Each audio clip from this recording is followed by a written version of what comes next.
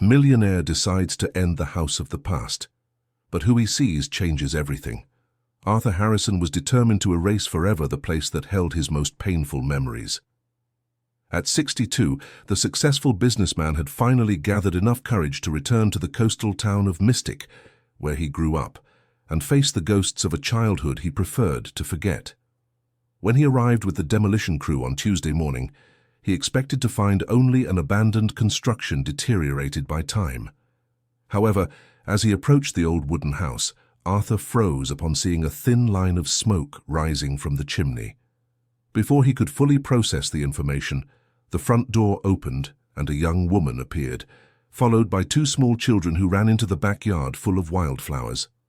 The woman was about 35, with light brown hair tied in a simple ponytail, and wore practical clothes that evidenced manual work. Her face showed tiredness, but her eyes shone with determination. Behind her, a boy of about 8 held the hand of a younger girl, about 6, both looking curiously at the man in a suit who had just parked in front of the house. Arthur got out of the car with hesitant steps, feeling his heart race in a way he hadn't experienced in decades. The smell of the sea air mixed with the perfume of the backyard flowers brought an avalanche of sensations he had tried to suppress for so long. "Can I help you with something?" asked the woman, wiping her hands on her apron as she approached the white-painted wooden gate. "I am Arthur Harrison, the owner of this house," he replied, trying to keep his voice firm. "I came to demolish it." The woman blinked several times as if she hadn't heard correctly. "What do you mean, demolish? I am Nora Vance, the caretaker. I have a 6-month contract to care for the property." Arthur took some papers from the inside pocket of his jacket, showing the documentation that proved his ownership of the property. "Ma'am, I'm sorry for the confusion, but I need you and the children to leave immediately. I've already hired a company to tear everything down this very week." Nora took a step back, instinctively putting her arms around the children who had approached. "Mr. Arthur, I understand you are the owner, but I have a signed contract with your neighbor, Mr. Silas. He hired me to keep the house in order, and I can stay here for 4 more months." "What neighbor?" Arthur looked around, noticing that the house next door, where a family lived when he was a child, now seemed inhabited again. "Mr. Silas Sterling. He said he knew the owner since childhood and had permission to hire a temporary caretaker." The name made Arthur vaguely remember a boy a few years older who used to play in the street. "Silas? Yes, there was a Silas in the neighborhood. Even so, I need you to leave. I will compensate you financially for the inconvenience, but I cannot delay this demolition any longer." Nora took a deep breath, firmly holding the children's hands. "Mr. Arthur, I respect your decision, but legally I need a 30-day notice. I have 2 small children and need time to find another place. Besides, I've already invested money in materials for the repairs I made to the house." Arthur felt a growing irritation, not because of the woman's resistance, but because of the unexpected situation that complicated his carefully organized plans. "How much did you invest?" he asked, already thinking of settling everything with money. "It's not just that," Nora shook her head. "The children are enrolled in the local school. I started a sewing job that depends on this house having adequate space, and—" "Mommy, who is this man?" interrupted the little girl, looking at Arthur with innocent curiosity. "He's the owner of our house, Chloe," Nora answered gently, stroking her daughter's golden hair. "Is he going to live with us?" asked the boy, whom Nora had called Caleb. Arthur felt a lump in his throat, hearing the word home being used by the children to refer to the place he considered just a structure full of bad memories. "Kids, go play in the backyard," Nora suggested. "Mr. Arthur and I need to talk." As the children ran among the wildflowers growing freely across the property, Arthur watched the scene with a mix of discomfort and fascination. That same backyard, where he had hidden and cried so many times, now echoed with children's laughter. "Mr. Arthur, I know this situation is complicated, but I ask you to consider giving us a few more weeks to get organized. I can show you the contract I have with Mr. Silas." "No need," he interrupted, running a hand through his graying hair. "I'll talk to this Silas and sort out this mess. For now, I'll cancel the demolition and stay in town a few weeks to settle the details." Nora sighed in relief. "Thank you so much, sir. You can stay at Mabel's bed and breakfast, right there on the town square. It's a cozy place, and she makes a delicious breakfast. Arthur nodded curtly, heading back to his car. Before leaving, he couldn't help but look once more at the children playing in the yard. Caleb had found some old tools in the back shed and was pretending to fix the wooden fence, while Chloe was making bouquets with the wildflowers. The scene should have been just an obstacle to be removed, but something in that family picture stirred feelings Arthur believed he had buried forever. At the bed and breakfast, Mrs. Mabel welcomed him with the typical hospitality of small towns. She was a lady with white hair and a warm smile who immediately recognized him. "Arthur Harrison, my goodness, how many years! You were that skinny boy who lived in Mrs. Eleanor's house, weren't you?" "Yes, I was, Mrs. Mabel," Arthur replied, surprised she remembered him after so long. "What a handsome man you've become. I heard you've been very successful in life. Your grandmother would be so proud." "I came to settle some matters with her house." Arthur cut the topic short, not wanting to get into emotional details. "Ah, yes, the little house where she lived with you. I heard a family is taking care of it now. Nora is such a hard-working young woman, you know. She supports her 2 little ones all by herself, doing sewing for the town's women." Arthur was interested in the information, though he tried to seem indifferent. "And the children's father?" "Son," Mrs. Mabel shook her head sadly. "Shane just disappeared about 8 months ago.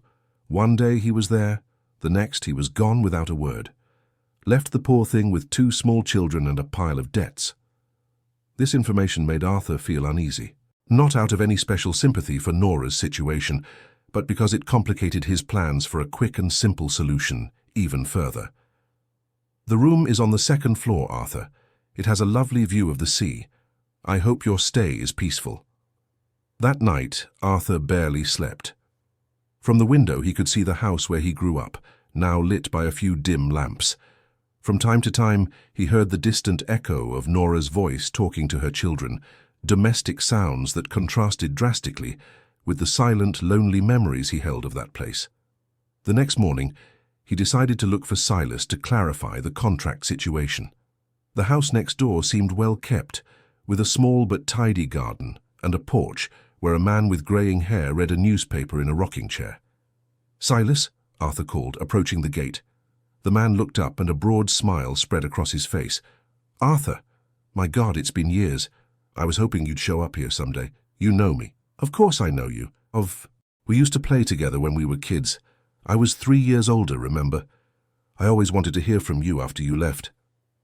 Arthur tried to force his memory, but his childhood recollections were hazy, clouded by feelings he preferred not to revisit. "Silas, I need to talk about the contract you made with the woman living in the house." "Ah, Nora. Hers is a difficult situation, isn't it? When I heard she needed a place to live with the children, I thought of your grandmother's house. It's been empty for so long." "How did you know I was the owner?" Silas hesitated for a moment. "Arthur, I always knew. In fact, a lot of people here in town know the story of the house." "What story?" "Come, sit here on the porch. I think we need to talk." Arthur climbed the wooden steps and settled into the chair next to Silas, feeling strangely nervous. "Your grandmother, Mrs. Eleanor, was a very special person in this town. When you came to live with her, we all knew you were going through a hard time. My father sent me here because he didn't know what else to do with me," Arthur murmured, the words coming out more easily than he expected. "Your father had serious problems, Arthur. Drinking, debts, complicated relationships. Mrs. Eleanor took you in not out of obligation, but because she truly loved you." Arthur felt a tightness in his chest, but kept his expression neutral. "That doesn't change the fact that I need to demolish the house, Silas. I came here for that." "Why?" The question was asked gently, but Arthur sensed genuine curiosity behind it. "Because I need to move on. That house represents a time in my life I want to forget. And you think destroying the house will make you forget?"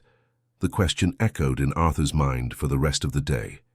He returned to Mabel's bed and breakfast, more troubled than he was willing to admit. In the late afternoon, he decided to walk through the town to distract his mind. Without realizing it, his steps led him back to the street where the house stood. The children were playing in the yard, while Nora hung clothes on a makeshift line strung between two trees. Caleb spotted him first and ran to the gate. "Hi, Mr. Arthur. Mommy said you're the owner of our house." "That's true," Arthur replied, approaching the fence. "That's so cool. Do you live in a very nice house too?" The innocence of the question disarmed Arthur. "I do, Caleb." "Is it big like this one?" "It's much bigger," Arthur admitted, looking at the simple wooden structure. "Then why do you want our little house if you already have a big one?" asked Chloe, joining her brother. The logical question from a 6-year-old left Arthur without an immediate answer. "It's complicated, Chloe. My mommy always says that when things are complicated, you just have to talk about them and they get easier," Caleb said seriously. Nora approached, visibly embarrassed by her children's curiosity. "Children don't bother, Mr. Arthur." "It's no bother," Arthur replied, surprising himself. "They're very smart." "Thank you," Nora smiled timidly. "Mr. Arthur, did you manage to speak with Mr. Silas about the contract?" "I did. He confirmed you can stay until the end of the agreed term." The relief on Nora's face was evident. "Thank you so much. I know this situation isn't ideal for you, but having this time means a lot to us." "May I ask why you chose this specific house?" Arthur felt curious, despite trying to maintain his distance. "Mr. Silas said it belonged to a very kind lady who liked to help people. When he showed me the house, I felt a very good energy here. The children were enchanted immediately." "Good energy," Arthur repeated, with a hint of irony. "I know it might sound silly, but we feel at home here. It's the first place we've slept peacefully since their father left." The vulnerability in Nora's voice made Arthur feel uncomfortable in a way he couldn't explain. "Mr. Arthur, may I ask a question?" said Nora, hesitating. "Did you live here when you were little?" "Why do you ask that?" "Mr. Silas told me that you knew the owner of the house when you were a child, and there are some things inside that seem to belong to a child." "What kind of things?" Arthur asked, feeling his heart race. "Some old toys in the attic, drawings stuck to the wall of the back bedroom. Things someone kept with care." Arthur had not gone up to the attic, nor entered the bedroom where he slept as a child. In fact, he hadn't even entered the house since arriving in town. "Did you touch my things?" The question came out more aggressive than he intended. "I'm sorry, Mr. Arthur." Nora took a step back. "I was just cleaning and organizing. I didn't know they were yours. I can show you where they are if you want." "That's not necessary," Arthur replied quickly. Just don't touch those things anymore." "Of course, I'm truly sorry." Arthur realized he had been unnecessarily rude and felt bad about it. "I'm sorry. I shouldn't have spoken that way. It's just... they're very old memories." "I understand," Nora replied gently. "We all have things from the past that are difficult to revisit." That night, Arthur stayed on the bed and breakfast's porch, watching the lit-up house. He could see the shadows of people moving through the rooms, occasionally hear the children's laughter, or Nora's soft voice humming while doing some household chore. It was strange to see that space full of life and movement. In his memories, the house was always quiet, with just him and his grandmother talking softly in the kitchen, or him alone in his room, looking out the window and wishing he were anywhere else. Dear listener, if you're enjoying the story, please take a moment to leave a like and especially subscribe to the channel. It really helps us who are just starting out. Now continuing. The next day, Arthur woke to the sound of his phone ringing insistently. It was his daughter Paige calling from Chicago. "Dad, I finally tracked you down. Mrs. Mabel told me where you were staying." "How did you get the bed and breakfast number?" Arthur asked, still sleepy. "Dad, you just disappeared. You left a note saying you were going to take care of unfinished business and vanished. I was worried." Arthur sighed. He hadn't told his daughter about his plans to demolish the house where he grew up. "I'm fine, Paige. I just came to the town where I spent part of my childhood to settle some matters." "Dad, I need to talk to you about something urgent. Can I come there?" "Urgent how?" "Very urgent. I made some financial mistakes and I need your help." Arthur felt his stomach tighten. Paige had recently gotten married, and he had hoped she was finally stable in life. "What kind of mistakes?" "I invested in a business that was a scam. I lost a lot of money, Dad. Money that wasn't just mine." "Whose else was it?" "Wyatt's." She mentioned her husband. And he doesn't know anything yet. Dad, please, I need your help before he finds out. Arthur closed his eyes, trying to mentally calculate how much money he would have available immediately without touching long-term investments. How much do you need? $200,000. The amount made Arthur sit up abruptly in bed. Paige, that's a lot of money. I know, Dad. I know I made a terrible mistake. But if Wyatt finds out, our marriage will be over. Please help me. Arthur loved his daughter more than anything in the world, but the amount was significant, even for someone in his comfortable financial situation. I can get that money, but it will take a few weeks to arrange everything without harming my investments. A few weeks? Paige's voice became desperate. Dad, I need to resolve this by Friday. Impossible, Paige. I don't have that amount in my checking account. What if you sell something quickly? Arthur looked out the window toward the house where he grew up. The idea crossed his mind, but he dismissed it immediately. Even if he wanted to sell instead of demolish, he couldn't close a deal in just a few days. I'll see what I can do, but I need at least 2 weeks to arrange everything. Dad, I don't know if I have 2 weeks. It's the best I can do for now, honey. After hanging up the phone, Arthur quickly got dressed and went out for a walk through the town, trying to think of alternatives. The unexpected financial pressure added another complication to his plans for a quick resolution in the town. As he walked through the town square, he saw Nora coming out of the pharmacy with a small package in her hand. She looked worried. Good morning, Mr. Arthur. Good morning, Nora. Is everything okay? Oh, yes. It's just Caleb who has a low fever. Nothing serious. Arthur noticed she hesitated before answering and seemed embarrassed to mention the pharmacy. Do you need anything? Any specific medicine? No, thank you. I already bought what I needed. But Arthur noticed she held the change from her purchase in a way that suggested she had carefully calculated every penny spent. Nora, can I ask you something? How do you support your family doing sewing? I make custom clothes for some ladies in town. I sew curtains, mend clothes. It's not much, but it covers the basics. And when the children get sick, we manage, she answered with a forced smile. So far, it's always worked out. Arthur had a strange impulse to offer help, but he restrained himself. It wasn't his problem, and he himself was dealing with unexpected financial pressures. Back at the bed and breakfast, Arthur spent the day trying to calculate alternatives to get the money Paige needed. He called his bank, spoke with his investment advisor, but all options involved longer time frames than available or significant financial losses. In the afternoon, he decided to walk again, and, almost without realizing it, found himself watching the house from a distance.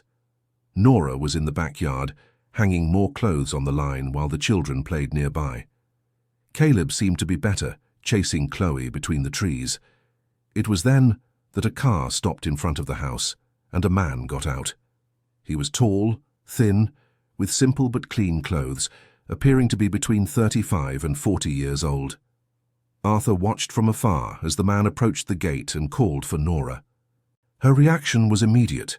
She stopped what she was doing, looked around as if searching for an escape route, and then walked slowly to where the man was. The children ran close to their mother, clinging to her legs. Arthur couldn't hear the conversation, but from the body language it seemed tense. The man gestured a lot. Nora shook her head negatively, and the children seemed frightened. After a few minutes, the man returned to the car and left, leaving Nora standing at the gate with the children. Arthur saw when she bent down to talk to her children, probably reassuring them. His curiosity was stronger than his desire to keep his distance. He crossed the street and approached the gate. Is everything okay over there? Nora turned, surprised. Oh, hi, Mr. Arthur. Yes, everything's fine. But it was obvious that everything was not fine. Her eyes were watery, and her hands trembled slightly. Who was that man? It was the children's father. Arthur felt something tighten in his chest. He wasn't sure what it was, jealousy, protectiveness, or simple dislike. I thought he had left. He did. But he showed up today saying he wants to talk about the children. And you don't want to talk? Nora looked at her children, who had gone back to playing, but more quietly than before. "He abandoned me 8 months ago, Mr. Arthur. He left debts. He left the children asking where Daddy was every night. And now he shows up as if nothing happened. What does he want? He says he wants a second chance, that he's changed, that he has a new job, that he can support the family. And you believe him?" Nora sighed deeply. "I want to believe him. For their sake," she said, looking at the children. "Every child deserves to have their father present. But I'm afraid to trust again and have him disappear once more."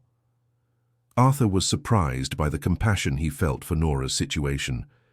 He himself had grown up with an absent father and knew the emptiness it left. "What are you going to do?" "I don't know yet. He said he'd come back tomorrow for a longer talk." That night, Arthur had dinner at the bed and breakfast, thinking about the conversation he had witnessed. Nora's situation bothered him more than he cared to admit. There was something about the way she protected her children, the dignity with which she faced difficulties, that stirred feelings he had buried long ago. At the same time, the pressure of Camilla's financial situation weighed on his mind. He had promised to resolve it in 2 weeks, but he couldn't see how he would get the money quickly without making choices that would jeopardize his other investments. Around 10 at night, a sudden storm hit the town. Arthur was on the bed and breakfast porch when he heard a loud noise coming from the direction of the house. It sounded like something big falling. Worried, he grabbed an umbrella and went out into the rain to investigate. When he got close to the house, he saw that one of the large trees in the yard had partially fallen, damaging part of the roof. Nora was on the porch, clearly distraught, looking at the damage while the children cried behind her. "Nora," Arthur called, approaching the gate. "Is everyone okay?" "Mr. Arthur!" She ran to him. The tree fell on the children's bedroom roof. "It's raining inside the house." Arthur didn't hesitate. He jumped the low gate and ran with Nora to the house. Inside, he could see that part of the roof had been damaged and rain was pouring in abundantly, soaking everything. "We need to get the children out of here," said Arthur, picking up Chloe while Nora carried Caleb. "But where do we go?" Nora asked, clearly panicked. Arthur looked around. The damage was significant, and it would be impossible to sleep in the house that night. "You can stay at the bed and breakfast for tonight. Tomorrow we'll see what to do about the roof." "Mr. Arthur, I don't have money to pay for lodging." "Don't worry about that now. Let's get out of the rain." They ran to the bed and breakfast, soaked, carrying some clothes and essentials Nora had managed to grab quickly. Mrs. Mabel received them with maternal concern, providing dry towels and borrowed clothes. "My God, what a fright! Are the children okay?" "They are, Mrs. Mabel," Nora replied, drying Chloe's hair. "Thank God we were in the living room when the tree fell." "You'll sleep in the room next to mine," said Arthur. "Tomorrow morning we'll look at the damage more calmly." Nora looked at him with gratitude, but also with surprise at the unexpected kindness. "Mr. Arthur, thank you so much. I didn't know what to do." "No need to thank me. Anyone would do the same." But Arthur knew that wasn't true. Just a few days earlier, he himself would likely have suggested she find another place and solve the problem on her own. As he settled the children into the makeshift room, Arthur heard Caleb ask his mother, "Mommy, is Mr. Arthur going to take care of us now?" "No, sweetheart. He's only helping us today because there was an accident." "But I like him," said Chloe. "He has kind eyes." Arthur, who was passing through the hallway, stopped upon hearing the comment. No one had described his eyes as kind in decades. In fact, he had always cultivated an image of toughness and determination in the business world. The next morning, Arthur woke up early and went to examine the damage to the house. The situation was worse than it had seemed the night before. The tree had damaged not only the roof, but also part of the wooden structure, and significant repairs would be needed. Nora appeared shortly after, already dressed and with the children bathed. "How does it look inside?" she asked, visibly apprehensive. "I won't lie to you, Nora. The damage is considerable. It's going to need professional repairs." Nora's face fell. "How much do you think it will cost?" Arthur made a mental estimate based on his experience with construction. "At least $10,000, just to make it livable again." $10,000, Nora repeated, as if the amount were $1 million. Mr. Arthur, I don't even have $1,000 saved. What about house insurance? What insurance? I'm just the temporary caretaker. I don't have any insurance. Arthur realized he had automatically assumed there would be a simple bureaucratic solution, but Nora's reality was very different from his. Can Mr. Silas help with anything? I can ask him, but he's retired and lives on a small pension. I doubt he has that kind of money available. Arthur looked at the children playing on the bed and breakfast's porch, seemingly oblivious to the gravity of the situation. They had adapted quickly to the change and seemed to be enjoying themselves at the bed and breakfast. What are you going to do? I don't know, Nora admitted, her voice cracking slightly. Maybe I'll have to accept that job offer in another city. I got an offer last week, but I didn't want to leave because the children were settling in so well here. What kind of job? A clothing factory in a bigger city. The pay is better, but I'd have to work full-time, and the children would be in daycare all day. Arthur felt a growing discomfort. The idea of Nora and the children leaving bothered him in a way he couldn't explain. You don't have to make a hasty decision, he said, surprising himself. I'll authorize the roof repairs. What do you mean? I'll pay for the fix. You can continue living there until the end of your contract. Nora stared at him in disbelief. Mr. Arthur, I can't accept that. It's too much money. Nora, I'm the owner of the house. It's my responsibility to keep it in habitable condition. But you're going to demolish the house anyway, aren't you? The question caught Arthur off guard. In recent days, he had thought less about the demolition and more about the unexpected complications that had arisen. I still plan to demolish it, he replied, though with less conviction than he'd expected. But while you're there, the house needs to be safe. Nora began to cry, not from sadness, but from relief. Mr. Arthur, I don't know how to thank you.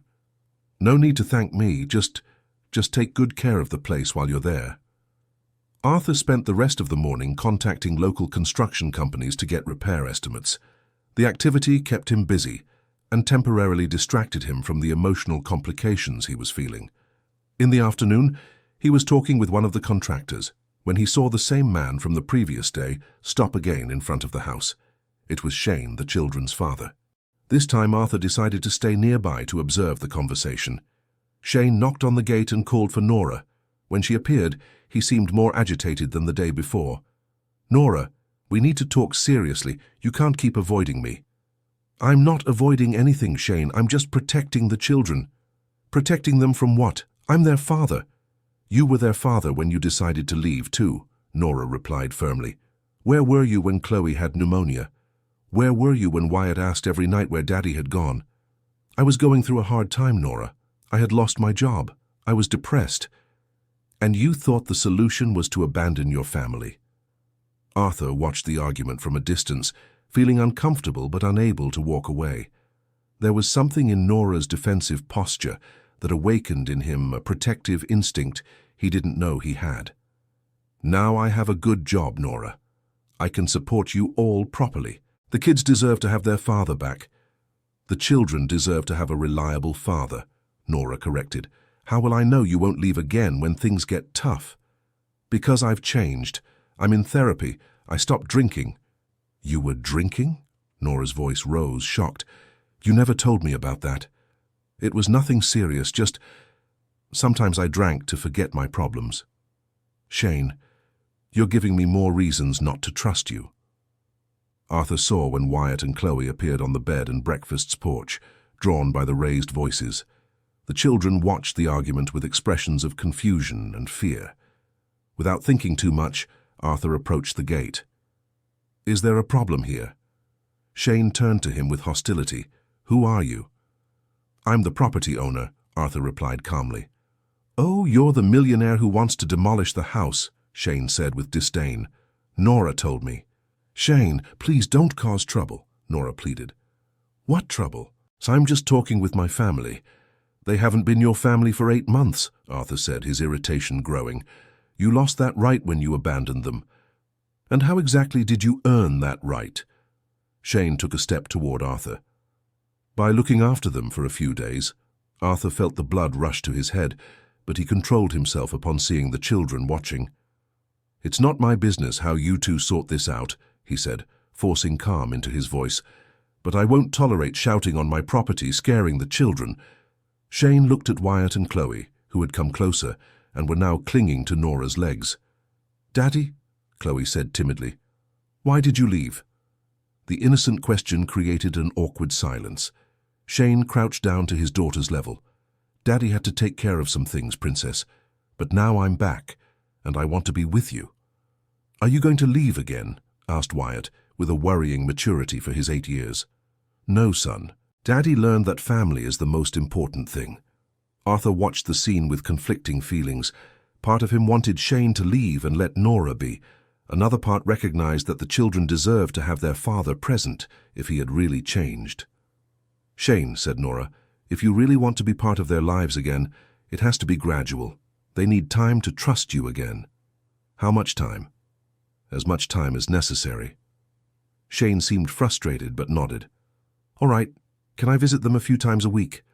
Nora looked at the children who were anxiously awaiting the answer.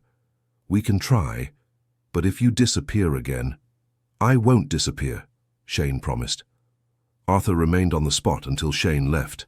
When he turned to go back to the bed and breakfast, he found Nora watching him with an expression he couldn't decipher. "Thank you," she said simply. "For what?" "For staying here. I felt safer with you nearby." Nora's words stirred something unexpected in Arthur. It had been a long time since anyone had made him feel needed or protective. "Shane seemed sincere," Arthur said, though it was hard to admit.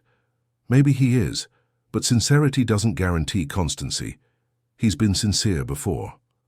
"And you? Do you still love him?" The question came out before Arthur could think better of it. Nora looked at him, surprised by the intimacy of the question. "I loved the man I thought he was, but I found out I didn't know him as well as I imagined." That evening, during dinner at Mabel's bed and breakfast, Arthur watched the children talking animatedly about the day's events. They seemed resilient, adapting quickly to changes and finding joy in the little things. "Mr. Arthur," said Caleb, "tomorrow can you show us where you played when you were a kid?" The question caught Arthur off guard. "What do you mean?" "Mr. Silas told us you used to live in our house when you were little. You must know some cool places to play." Arthur felt that familiar pang of discomfort when talking about his childhood, but looking into the children's expectant eyes, he found it hard to refuse. Maybe tomorrow I can show you a few things." "What kind of things?" Chloe asked excitedly.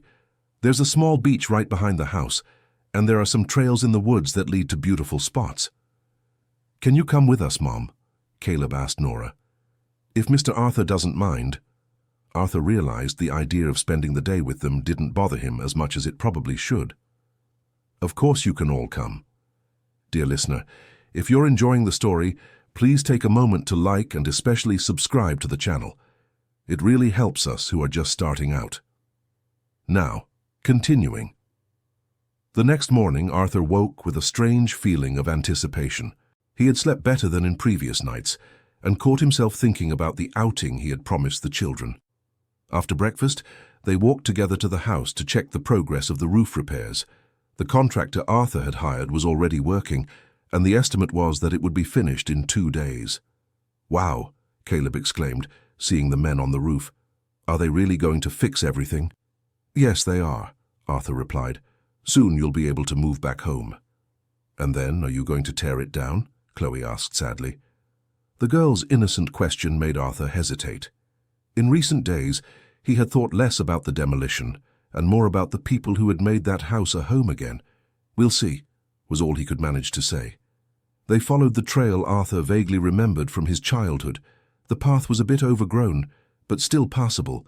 As they walked, long-forgotten memories began to resurface.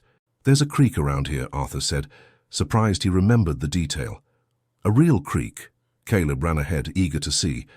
When they reached the spot, Arthur was moved to see the little stream still existed, crystal clear and surrounded by smooth stones where he used to sit to escape the sadness he felt at home.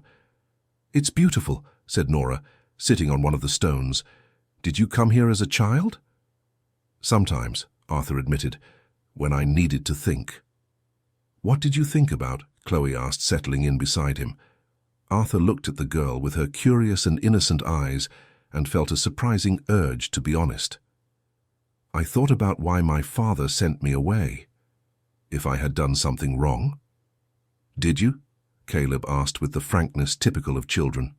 No. Arthur smiled sadly. Sometimes adults make decisions that have nothing to do with the children. It has more to do with their own problems. Nora looked at Arthur with a new understanding shining in her eyes. How old were you when you came to live with your grandmother? 9 years old, the same age Gustavo would be in a few months. The coincidence didn't go unnoticed by Nora. It must have been difficult. It was, but my grandmother was a special person. She always tried to make me feel loved, even when I was too sad to notice. Just like Mr. Arthur does with us, said Chloe happily. The girl's observation created a moment of emotional silence. Arthur realized he had, without meaning to, taken on a protective role toward that family. They spent the morning exploring the surroundings. Arthur showed the children the small waterfall he had discovered as a teenager, the lookout point where you could see the whole town, and the clearing where his grandmother sometimes took him for picnics. Your grandmother seemed really cool, commented Caleb. She was. She taught me how to fish, told stories, made a chocolate cake that was the best in the world. Then why do you want to tear down her house?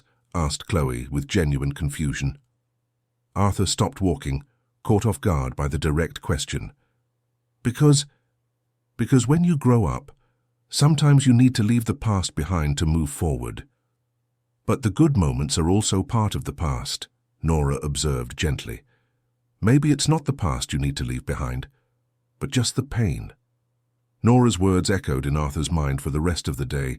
She had touched on something he didn't want to admit, that his decision to demolish the house was more about escaping pain than any practical reason. In the late afternoon, when they returned to Mabel's bed and breakfast, Arthur received a call from Paige.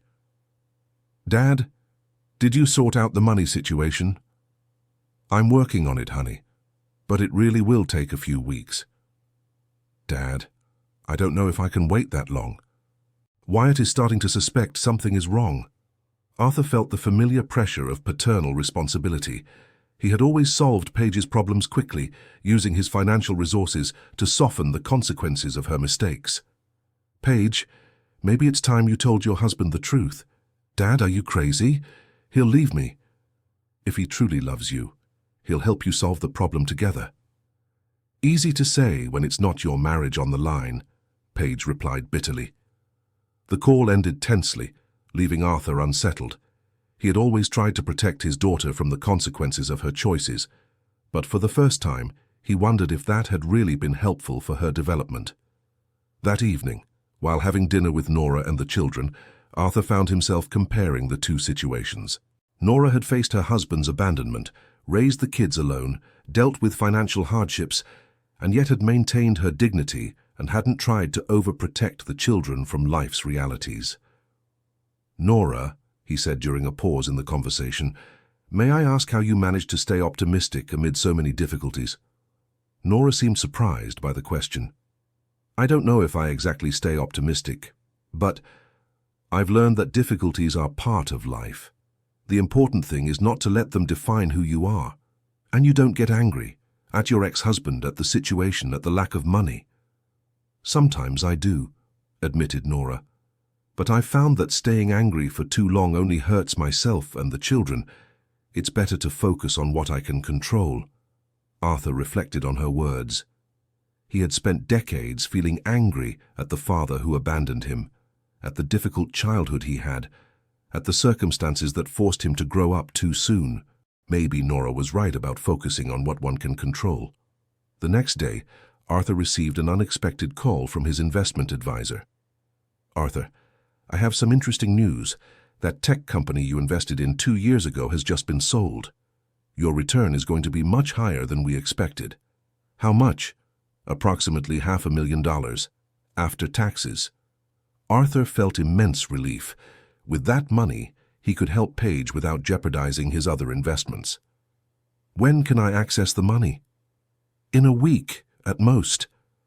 Arthur immediately called Paige to give her the good news. "Dad, that's wonderful. You're the best dad in the world." "Paige, I will help you this time, but I need you to promise me one thing." "Anything, Dad. You need to tell Wyatt about the mistake you made. A marriage cannot be based on lies." "Dad, it's a condition, Paige. Either you tell him or I don't transfer the money." There was a long silence on the other end of the line. "Okay," she finally agreed. "I'll tell him. And one more thing, you're going to find someone to help you understand why you keep making impulsive financial decisions, a therapist or a financial advisor. Dad, you don't need to overreact. Paige, this is the third time in 5 years you've created a serious financial problem. You need professional help to understand the pattern." After hanging up, Arthur felt different. For the first time, he had imposed conditions to help his daughter, instead of simply solving the problem for her. In the afternoon, he went to check on the progress of the repairs on the house. The work was almost finished, and he was impressed with the quality of the result. The contractor had not only fixed the damaged roof, but had taken the opportunity to make other small repairs that significantly improved the overall appearance of the building. "It looks great," Arthur commented, examining the work. "It's a house with good bones," said the contractor. "It just needed some care. With the repairs we made, it should last for decades more without any problems." This information left Arthur thoughtful. He had assumed the house was in poor condition, but it really just needed maintenance. Nora arrived shortly after with the children, who ran excitedly to see the results of the repairs. "Wow!" exclaimed Caleb. "It looks even prettier." "Now we can go back home," said Chloe, clapping her hands. Arthur watched the children's joy and felt a pang of something that took him a while to identify. Regret. Regret for planning to destroy something that clearly meant so much to them. "Mr. Arthur," said Nora, "I don't know how to thank you for everything you've done for us. The repair is perfect." "It was a pleasure to help," Arthur replied, and he realized he was being sincere. "The children will miss the bed and breakfast," Nora smiled. "They really enjoyed staying there." "And I will miss their company," Arthur admitted, surprising himself with his honesty. That night, Arthur dined alone at the bed and breakfast for the first time in several days. The absence of Caleb and Chloe's lively voices made the place seem quieter and lonelier than he remembered. Mrs. Mabel noticed his melancholy mood. "Missing the family, Arthur?" "What family?" "Nora and the children. You all seem to get along so well together." "They are not my family, Mrs. Mabel. They're just people who are temporarily living on my property." Mrs. Mabel looked at him with that maternal expression he remembered from childhood. "Arthur, sometimes family isn't just the one we're born into. Sometimes we find family in unexpected places." The landlady's words kept echoing in Arthur's mind throughout the night. He tried to convince himself that Mrs. Mabel was being too romantic, but he couldn't deny that he had developed genuine feelings of affection and protectiveness toward Nora and the children. The next morning, Arthur decided to stop by the house to see how they were settling back into the repaired space. He found Nora in the backyard, hanging clothes on the line while the children played nearby. "Good morning," he greeted, approaching the gate. "Good morning, Mr. Arthur." The children ran to him, clearly happy to see him. "How was the first night back?"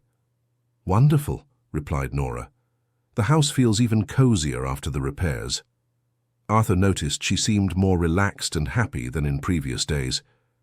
"Mr. Arthur," said Caleb, "do you want to see something cool we found?" "Of course." Caleb led him to the back of the house, where there was a small shed that Arthur vaguely remembered from childhood. "Look," said the boy, opening the shed door. Inside, Arthur was shocked to see several boxes carefully organized and labeled. Nora had transformed the space into a sort of organized storage area. "I found these boxes when I was cleaning," explained Nora, who had joined them. "They seem to be your things from when you were a child. I organized everything so you could decide what you want to do." Arthur approached one of the boxes and read the handwritten label, "Arthur, Drawings and Schoolwork." Another said, "Arthur, Toys." A third, "Arthur, Clothes and Shoes." "My grandmother kept everything," murmured Arthur, moved. "She must have loved you very much," said Nora gently. Arthur opened the box of drawings with trembling hands. Inside, he found dozens of childhood drawings, all carefully preserved. There were drawings of him with his grandmother, of the house, of the backyard, of the creek where they had been the day before. In one of the drawings, he had written in a child's handwriting, "Me and Grandma Eleanor are a happy family." "Do you remember making these drawings?" asked Nora. Arthur nodded, his eyes welling up. He had completely forgotten that there had been happy moments in that house. His mind had focused so much on the pain of paternal abandonment that it had erased the good memories of the years with his grandmother. "Grandma Eleanor," said Chloe, pronouncing the name carefully. "She seemed very loving." "She was," Arthur replied, his voice choked. "She always made me feel special, even when I didn't believe I was." Arthur spent the next hour examining the contents of the boxes. There were letters he had written to his grandmother when he was in school, little gifts he had made for her on special occasions, and even some Polaroid photos he had completely forgotten about. In one of the photos, Arthur appeared genuinely smiling next to his grandmother in the backyard of the house. Both were holding a birthday cake, and he was clearly happy. "How old were you in this photo?" asked Nora. 10, I think. It was my 11th birthday. You look very happy." "I was happy," Arthur admitted, surprised to recognize it. "I had completely forgotten the good times." Caleb was examining a box full of old toys. "Can I play with some?" he asked. Arthur hesitated for a moment, then nodded. "Of course, I think they've been stored away for too long." Seeing Caleb playing with his childhood toys created an unexpected emotional connection. It was as if the past and present were meeting in a positive way for the first time. "Mr. Arthur," said Nora when they were alone, "can I ask you something?" "Sure." "Why do you really want to demolish this house? It doesn't seem to be for practical reasons." Arthur sighed deeply. "When my father sent me here, I felt abandoned, rejected. And even with all my grandmother's kindness, I couldn't stop feeling anger and sadness. When she died, I associated this house with all those bad feelings. And now? Now, I don't know anymore. Finding these things, seeing them playing in the same backyard where I played, it's making me see everything differently." "The bad memories don't disappear," said Nora softly, "but maybe they can share space with the good memories." That afternoon, Arthur received a call from Paige. "Dad, I talked to Wyatt." "And how did it go?" "Difficult. He was upset, of course, but not as much as I expected. Actually, he said he already suspected something was wrong. And now we're going to figure it out together. He has some ideas about how to better organize our finances, and I'm going to look for a therapist like you suggested." Arthur felt a pride different from what he was used to. Instead of just solving Paige's problem, he had helped her grow and face her responsibilities. "I'm proud of you, daughter." "Dad, can I ask you something?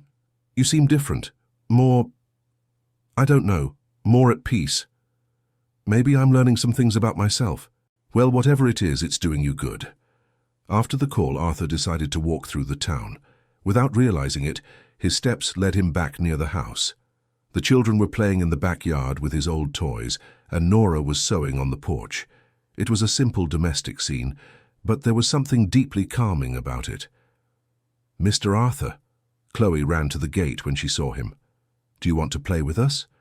"What are you playing?" "Family," answered Caleb. "I'm the father, Chloe is the daughter, and Mommy is Mommy." "And what can I be?" "The grandpa," said Chloe happily. The girl's innocent suggestion deeply moved Arthur. He had never thought of himself in the role of a grandfather or father figure for children other than Paige. "All right," he agreed, entering the backyard. "What do grandpas do in this game?" "They tell stories and teach cool things," explained Caleb. Arthur sat on the grass, and the children settled around him. Not quite knowing how to start, he decided to tell them about Grandma Eleanor and the adventures they had together in that same backyard.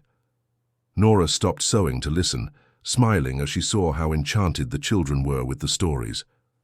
"Your grandmother seemed like a very wise person," she commented when Arthur paused. "She was. She always said that houses aren't important for being beautiful or big, but for holding the love of the people who live in them." "That's true," agreed Nora. This house holds a lot of love, yours with your grandmother, and now ours too. Nora's observation made Arthur realize something fundamental. The house had become a repository of emotional memories again, not just his old ones with his grandmother, but the new ones being created by that family. That night, Arthur had trouble sleeping. His mind was processing a fundamental shift in his perspective. The house he had come to destroy had become a symbol of continuity, connection, and future possibilities. The next morning, he made a decision that surprised him. He looked for Nora first thing. "Nora, I need to talk to you about something important." "Of course, Mr. Arthur, what is it?" "I've decided not to demolish the house." Nora stared at him with surprise and relief. "Really?" "Really. In fact, I'm thinking of a different proposal for you." "What kind of proposal?" "What if instead of being the temporary caretaker, you became the permanent resident?" "What do you mean?" "I'm offering the house to you and the children. As a gift." Nora was speechless for a few seconds. "Mr. Arthur, I can't accept this.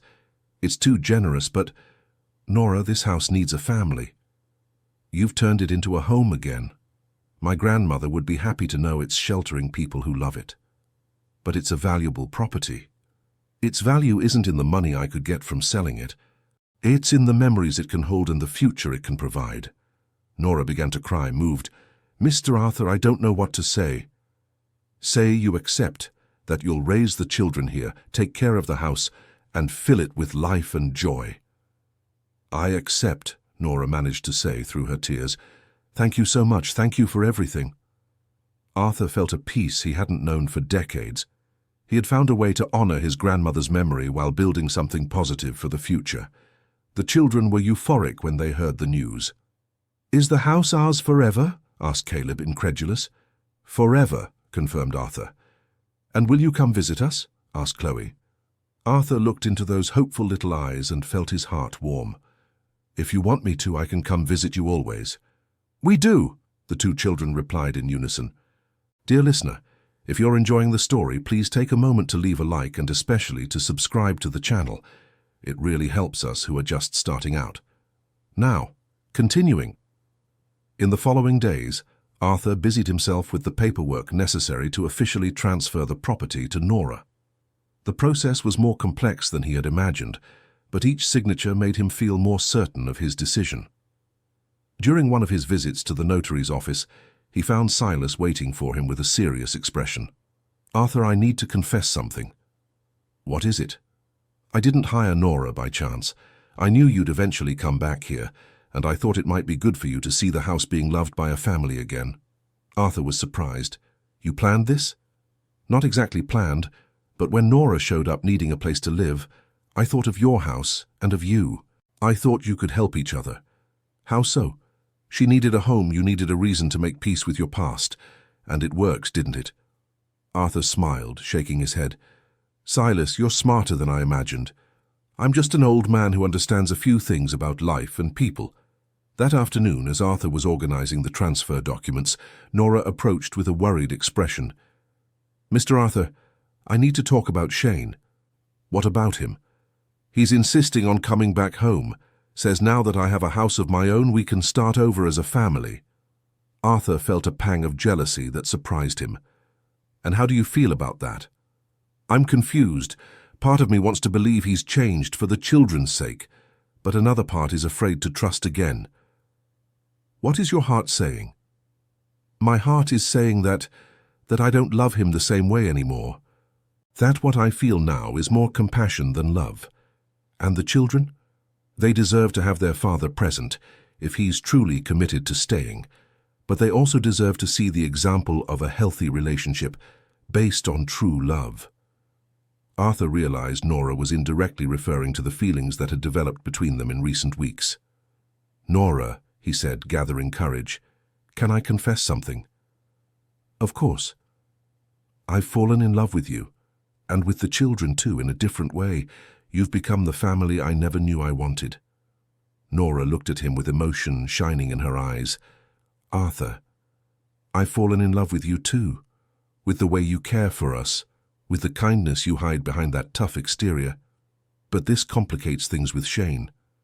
Actually, I think it simplifies them. Now I know what I truly want for my life and for the children's lives." That night, Shane showed up at the house for a definitive talk with Nora. Arthur stayed at the bed and breakfast, anxious, waiting to hear the outcome. Nora had prepared the children for an honest conversation with their father. They sat in the living room, and Nora carefully explained the situation. "Kids, Daddy wants to come live with us again. What do you think about that?" Caleb and Chloe exchanged glances, showing impressive maturity for their ages. "Mom," said Caleb, "we like Dad, but he made us very sad when he left." "And now we like Mr. Arthur too," added Chloe. "He never made us sad." "What do you think we should do?" asked Nora. "Can we tell Dad that he can visit us, but our family now is you, me, Chloe, and Mr. Arthur?" suggested Caleb. The child's wisdom impressed Nora. When Shane arrived, she had an honest conversation with him, explaining that while she respected his wish to be a present father, she had moved on emotionally. "Shane, you can and should be part of the children's lives. They need their father. But I've built a new life and I'm in love with another man." "Is it that millionaire?" Shane asked bitterly. "It's Arthur. And he's not just a millionaire. He's a good man who loves us and takes care of us." "And the children agree with this?" "Why don't you ask them?" Shane had a sincere talk with Caleb and Chloe, who explained their feelings with the typical honesty of children. They wanted their father present, but they also wanted their mother to be happy. "All right," Shane finally said. "I'll respect your decision, but I want to keep being the children's father." "That was never in question," replied Nora. "They will always be your daughters." When Arthur learned the outcome of the conversation, he felt immense relief and joy. "So this means," he began to ask. "It means we want you as part of our family," said Nora, smiling. "Forever?" asked Arthur, echoing the question Chloe had asked days before. "Forever." Arthur hugged Nora and the children, feeling complete in a way he had never experienced before. At 62, he had found not only love, but also a family and peace with his past. In the following months, Arthur divided his time between his business in the big city and the coastal house where his new family now lived. He had transformed part of the attic into an office where he could work remotely, and discovered he was more productive and happier working in a loving home environment. Paige visited a few times and was delighted with the change in her father. "Dad, you're unrecognizable. Happier, more relaxed. Even physically you look younger." "It's the power of love and a true family," Arthur replied, watching Caleb and Chloe play in the backyard. "And are you going to marry Nora?" "We're getting married next month, right here, in the backyard of the house where your great-grandmother Eleanor used to throw parties for me when I was a child." The wedding was a simple and emotional celebration. Arthur had invited few friends from the big city, but the entire small coastal community came to celebrate the union. Silas was the best man, Mrs. Mabel made the cake, and the children were the proudest attendants in the world. During the ceremony, Arthur looked around and saw the house where he grew up decorated with flowers, full of people who loved them, echoing with laughter and music. It was exactly the opposite of the silent, melancholic environment he remembered from his childhood. "Grandma Eleanor would be very happy today," he murmured during the vows. "I'm sure she is happy wherever she is," replied Nora, squeezing his hand. After the wedding, Arthur legalized his adoption of Caleb and Chloe, who chose to change their last names to Harrison Vance, creating a new family identity that honored both their mother and stepfather. Shane maintained his presence in the children's lives, visiting them regularly and attending important events. Over time, he and Arthur developed a respectful relationship, united by the love they both felt for the children. 1 year after the wedding, Arthur received an unexpected call from a local historian. "Mr. Harrison, we've discovered something interesting about your house. It was built by one of the town's founders and has significant historical value. The city would like to officially designate it as a cultural heritage site." "What exactly does that mean?" "It means it would be permanently preserved, and your family would receive subsidies for its maintenance. Plus, It would become a tourist landmark for the town. Arthur discussed the proposal with Nora and the children. They were all excited by the idea that the house they lived in would become an official symbol of the town's history. "It's as if Grandma Eleanor finally got the recognition she deserved," said Arthur emotionally. The designation process included creating a small museum in part of the house, where Arthur's memories with his grandmother were preserved alongside historical artifacts from the town. The children became little tour guides, proud to tell the story of the family and the house. Caleb, now 10 years old, had become a confident and curious boy. His passion for building, inspired by the repairs he saw done on the house, led him to dream of becoming an architect. Chloe, at 8 years old, had developed a talent for drawing that Arthur constantly encouraged, remembering how his grandmother Eleanor had nurtured his own artistic talents in childhood. Nora expanded her sewing business, turning part of the back shed into a studio where she taught other women in town to sew, creating a cooperative source of income that benefited several local families. Arthur discovered he had a talent for teaching and began giving entrepreneurship classes to young people in the region, using his business experiences to help others develop their own projects. On a Sunday afternoon, 2 years after the wedding, Arthur was in the backyard watching Caleb teach Chloe how to use the tools he had received as a gift. It was the same scene he had witnessed on his first day when he arrived in town, but now from a completely different perspective. Nora joined him on the porch. "What are you thinking about?" "I'm thinking about how life can take directions we never imagined. I came here to destroy the past and ended up building a future I never dreamed was possible." "Do you believe in fate?" "I don't know if I believe in fate, but I believe that sometimes the universe puts us in the right place, at the right time, with the right people." "And do you think we were the right people?" Arthur kissed her gently. "I'm sure you were. You taught me that home isn't a place you leave behind. It's a place you build with the people you love." That night, as the whole family gathered in the living room for the daily ritual of storytelling before bed, Arthur looked around and saw he had found everything he had always been searching for without knowing he was searching: belonging, purpose, unconditional love, and peace with his past. "What story are we going to tell today?" asked Chloe, snuggling into his lap. "How about the story of the millionaire who wanted to demolish a house but found a family?" suggested Caleb. "That's a good story," agreed Arthur. "And it had a very happy ending." "Tell it again, Dad," requested Chloe, using the title she had naturally begun to use a few months after the wedding. Arthur began to tell the story of his own transformation, adapted for the children, while Nora watched him with love shining in her eyes. Outside, the house that had nearly been destroyed glowed with the yellow lights from its windows, radiating the warmth of a happy family into the quiet night of mystic.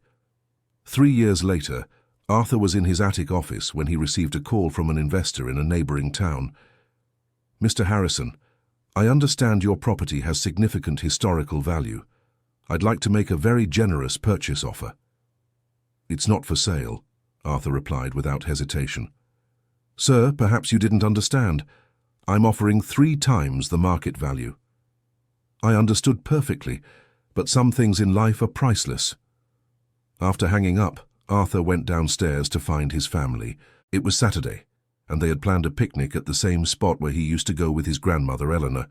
As they walked the familiar trail, Arthur carrying the picnic basket and Nora holding Chloe's hand, Caleb ran ahead, exploring the path with the typical curiosity of a 12-year-old boy.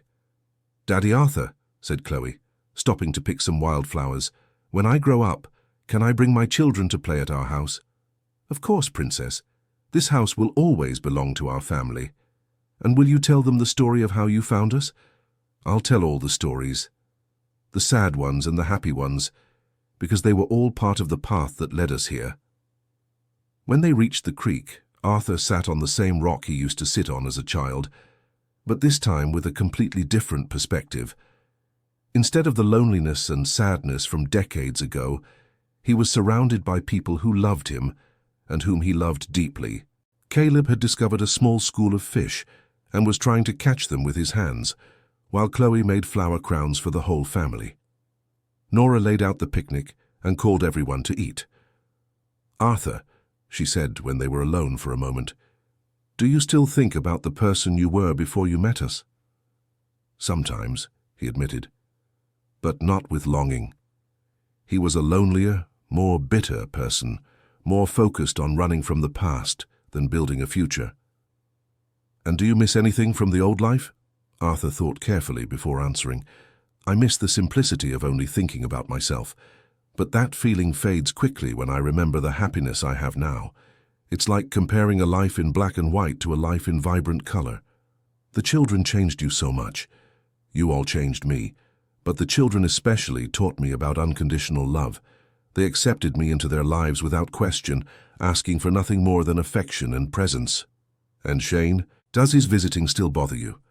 Arthur looked toward the children, who were playing happily in the shallow creek water. "At first it did, yes.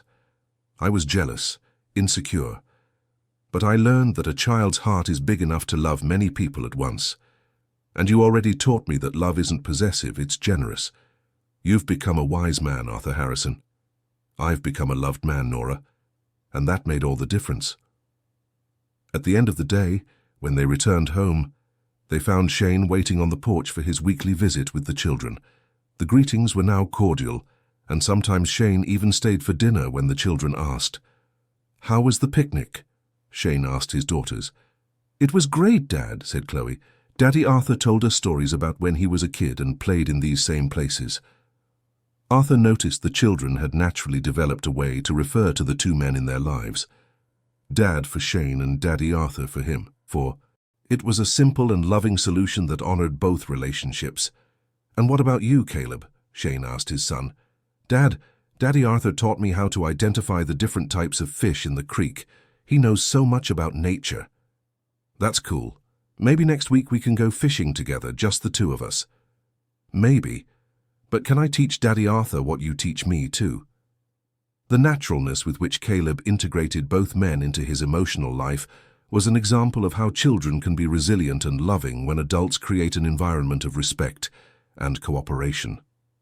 That night, after Shane left and the children went to sleep, Arthur and Nora sat on the house's porch, watching the stars. "Nora, can I confess something?" "Always." "When I was planning to demolish this house, I thought I was being brave, facing the past, making a tough decision. But now I realize I was actually being a coward." "Why do you say that?" "Because demolishing is easy. The hard part is rebuilding, renewing, giving a new chance to something that seems lost. You all taught me that sometimes courage isn't about destroying, but about believing things can be different." "And do you believe things are different now?" Arthur looked at the lit-up house where his two daughters slept in rooms decorated with drawings they had made for him, where his wife had created a home full of love and warmth.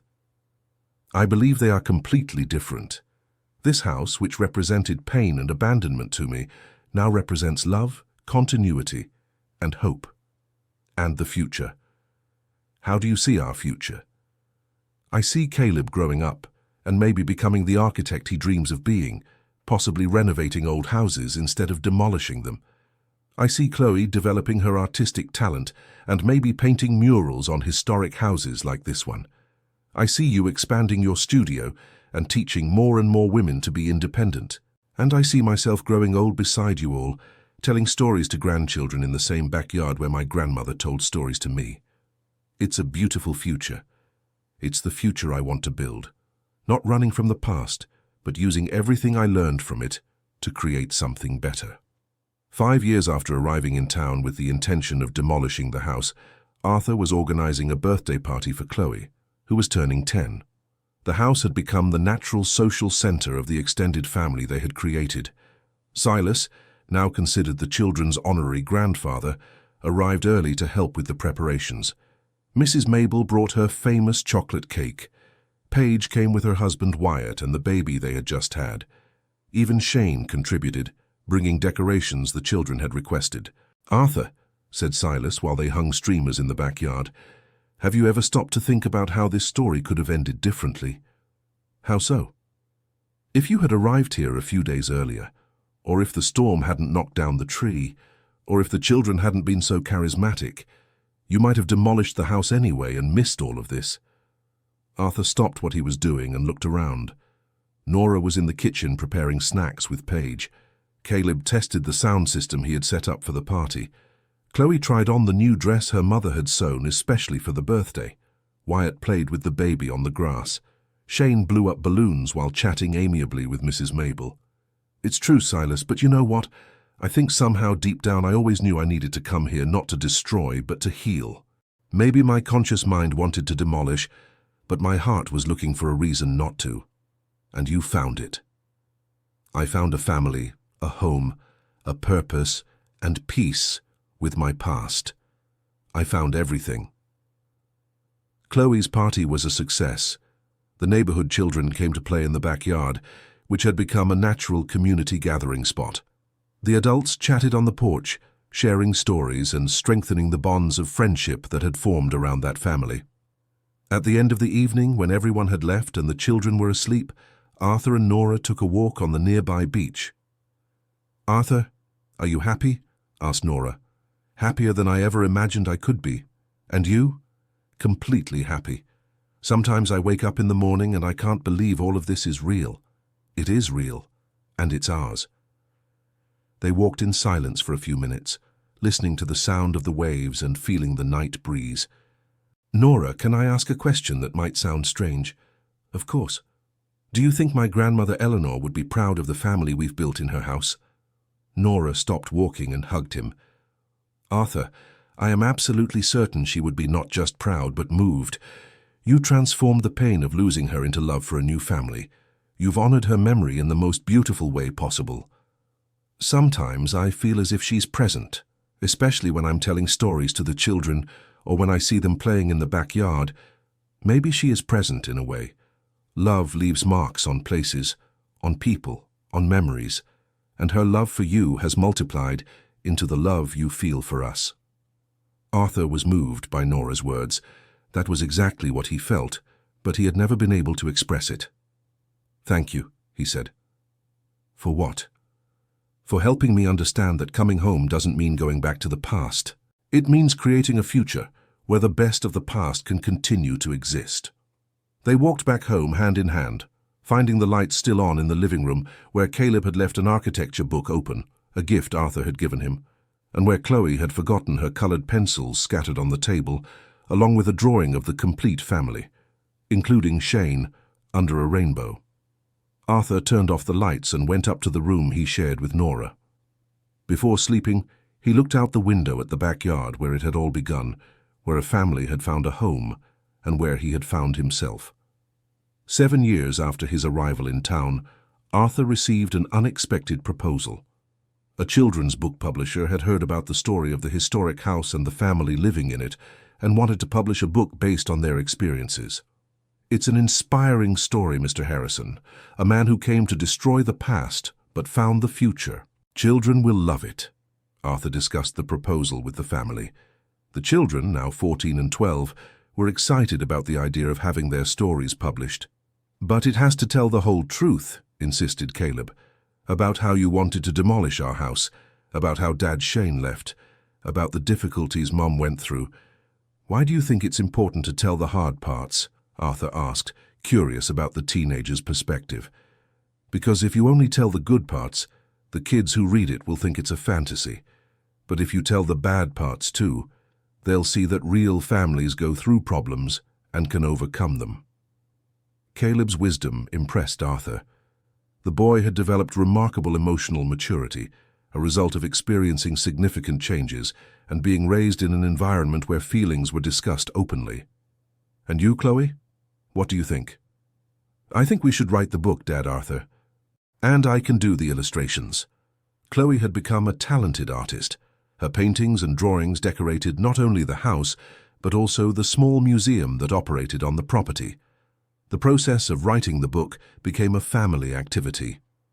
In the evenings, they would gather in the living room to recall details, discuss how to tell certain episodes, and reflect on the meaning of their experiences. "Arthur," said Nora during one of these sessions, "what do you think is the main message of our story?" "I think there are several messages. That love can heal old wounds, That family isn't just blood, but choice. That sometimes what we think we want isn't what we really need. And that houses are important, not for their physical structure, but for the memories and love they hold, added Chloe. And that adults can change and grow, just like children, said Caleb. When the book was published, it received a surprisingly positive reception. Schools in the region began using the story in classes about family, community, and historical preservation. The house received even more visitors, interested in seeing the place where the story had happened. Arthur had never imagined he would become an author, but he discovered he enjoyed writing about human experiences and personal transformation. He began working on a second book, this one aimed at adults, about finding purpose and happiness in later stages of life. One afternoon, as Arthur worked in his attic office, Caleb went up to talk to him. Now 16, the young man had become a tall and confident teenager with clear plans for the future. "Dad, Arthur, I've made a decision about college." "What decision?" "I'm going to study architecture, specializing in historical preservation. I want to learn how to preserve old buildings, give them new life without losing their essence." Arthur smiled, seeing in the young man's choice a reflection of the journey he himself had taken. "It's a beautiful field, Caleb, and very important. You're the one who inspired me. Seeing how you saved this house, how you transformed something that was going to be destroyed into something even more beautiful and meaningful.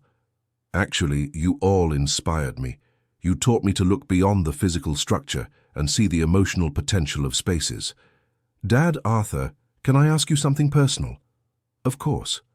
Have you ever regretted not having biological children?" The question caught Arthur off guard. It was something he occasionally thought about but rarely discussed. "Caleb, I'll be honest with you. When I was younger, yes, I sometimes wondered what it would be like to have biological children. But after you all came into my life, I realized that fatherhood has nothing to do with genetics. It's about love, commitment, presence, and responsibility. You are my children in every way that matters. And we see you as our father too. Dad Shane is important in our lives, but you're the one who raised us, who taught us most of what we know, who was there every day. Thank you for saying that, son. It means more to me than you can imagine." That evening, during dinner, Caleb shared his college decision with the whole family. Shane, who was present for the weekly meal they had established as a tradition, congratulated his son. "I'm proud of you, Caleb. It's a profession that will allow you to preserve history and create beauty at the same time." "I learned from both of you," said Caleb, looking at Shane and Arthur. "From Dad, I learned the importance of persistence and not giving up on the people we love. From Dad, Arthur, I learned that sometimes preserving is more important than building from scratch."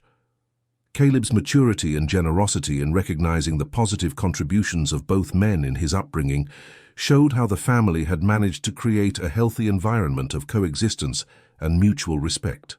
Chloe, now 14, had decided she wanted to study art therapy, inspired by how drawing and painting had helped the family express themselves and connect during the years of forming their new family configuration. "I want to help other kids use art to deal with hard changes in life like we did," she explained. Arthur was moved to see how the family's experiences had positively shaped the children's dreams and aspirations. Instead of being traumatized by the changes and hardships, they had become resilient and empathetic young people, interested in contributing positively to the world.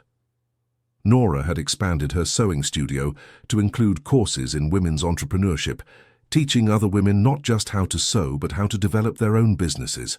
She had become a respected leader in the community, often consulted on matters related to local development and women's empowerment. "Arthur," she said one evening, "do you see how our lives have expanded?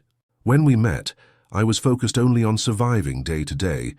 Now I'm helping other women thrive." "It's the power of stability and love," Arthur replied. "When you feel safe and loved, you can look beyond your own needs and contribute to something bigger." "And you? Do you feel your life has expanded?" "Completely. Before, my success was measured only in financial terms. Now, I see success in every one of the children's smiles, in every woman you help become independent, in every visitor who leaves our home inspired by our story." 10 years after their arrival in town, Arthur was invited to give a talk at a conference on historical preservation and community development. It was the first time he would speak publicly about his experience in a formal setting. On the day of the talk, the whole family went along to support him. Caleb, now in his second year of architecture school, was especially interested in the academic content of the presentation. Arthur began his speech by talking about the man he was when he arrived in town. Financially successful, but emotionally disconnected, carrying past hurts and unable to see beyond his own pain. "I came here to demolish a house," he told the attentive audience, "but in the process that house rebuilt me." He spoke about the importance of seeing historical heritage not just as old structures, but as repositories of memories and future possibilities. He told how a family had transformed a disused property into a vibrant home, and how that transformation had radiated benefits to the entire community. "Preservation isn't about keeping things exactly as they were," Arthur explained. "It's about honoring the past while creating space for new stories to be written." The talk was very well received, and several people approached him afterward to share their own stories of family homes and personal transformations. One elderly woman particularly touched Arthur when she shared, "My story is like yours, but in reverse. I demolished my childhood home 20 years ago, and I regret it to this day. Your talk made me realize it might not be too late to rebuild the emotional bridges I destroyed." Arthur realized in that moment that his story had become bigger than his family. It was inspiring other people to rethink their relationships with the past, with family, and with the concept of home. On the way back home, Nora commented, "Arthur, you have a gift for telling our story in a way that helps other people understand their own stories." "It's because our story has universal elements," Arthur reflected. "We all have some kind of difficult past to process. We all need love and belonging. We all have to choose between destroying or building when we face painful situations." "And you chose to build," said Chloe. "We chose to build," Arthur corrected. "This family has been a joint project from day one." That night, Arthur wrote in his personal journal, a habit he had developed while writing the book. 10 years ago, I believed strength was the ability to make hard decisions alone, to not depend on anyone, to not let the past affect me. Today, I understand that true strength is the courage to be vulnerable, to accept love, to allow other people to change you for the better. The house I came to destroy taught me that sometimes the greatest revolution we can make in our lives is not to tear everything down and start over, but to lovingly renovate what already exists, preserving what is good and transforming what needs to be changed. End of story. This was a fictional story created to touch our hearts. Now tell us what you thought. Do you believe Arthur made the right decision to preserve the house and form a new family? Share your honest opinion in the comments with sincere words. Was your experience with family changes similar to any part of this story? We would love to read your accounts. Thank you so much for your company on this journey.